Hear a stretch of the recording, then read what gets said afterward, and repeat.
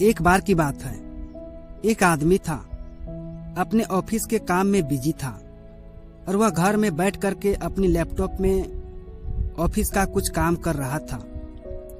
अब उस आदमी का 5 साल का बच्चा हर बार कोई न कोई सवाल लेकर के उसके पास आ रहा था और उसे पूछ पूछ कर परेशान कर रहा था। अब वह आदमी अपने बच्चे से परेशान हो गया था। उसने सोचा कि क्यों ना मैं इसे कोई ऐसा काम दे दूं जिसमें वह कुछ घंटे उलझा रहे और उतने समय में मैं अपने ऑफिस का कुछ काम कर लूंगा। तो अब की बार वह बच्चा उसके पास आया तो उसने एक पुरानी किताब उठाई और उस किताब के एक पेज पर वर्ल्ड कप बना हुआ था।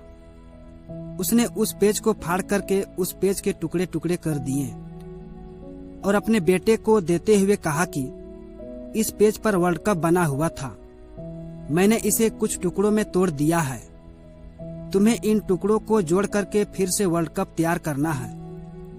अब जाओ, जा करके इसे जोड़ो और जब वर्ल्ड कप बन जाए तब आकर के मुझे दिखाना। बच्चा वह लैपटॉप लेकर के चला गया। उस आदमी ने चैन के सांस ली। अब उसका बेटा उसके पास नहीं जाएंगे और उसे तंग नहीं करेगा और वह मस्ती में अपना काम करता रहेगा। लेकिन अगली 10 मिनट के अंदर ही वह बच्चा फिर से अपने पिता के पास आया और बोला, पापा जी, मैंने वर्ल्ड कप बना लिया है, यह तो बहुत ही आसान था। पापा और उस आदमी ने जब चेक किया तो देखा कि वर्ल्ड कप तो बिल्कुल सही जुड़ा हुआ था। तभी उस आदमी ने हैरानी में अपने बेटे से पूछा कि यह तुमने इतना जल्दी कैसे किया। बच्चे ने फिर से कहा कि यह तो बहुत आसान था पापा, आपने जिस पेज के टुकड़े मुझे दिए थे उसके एक साइड पर तो वर्ल्ड कप बना हुआ था और दूसरे साइड पर एक मंकी बना हुआ था। मैं मंकी को जोड़ता गया और वर्ल्ड कप अपने आप बनता गया। सेम चीजें भी हमारे लाइफ में होती है।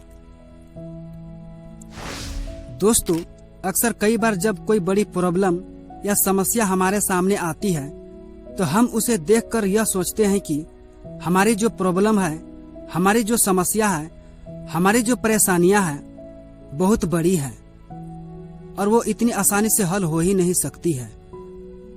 हम उसका सिर्फ एक पहलू को ही देखते हैं, जबकि उसका दूसरा पहलू भी हो सकता है जहां से उसकी हल बहुत ही आसानी से निकल सकता है।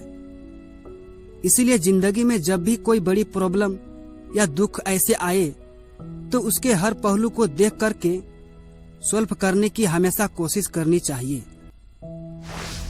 तो अगर आप इस कहानी को और भी लोगों तक पहुंचाना चाहते हैं तो इस वीडियो को ज्यादा से ज्यादा लाइक करें ताकि YouTube इस वीडियो को ज्यादा से ज्यादा लोगों तक भेज सके।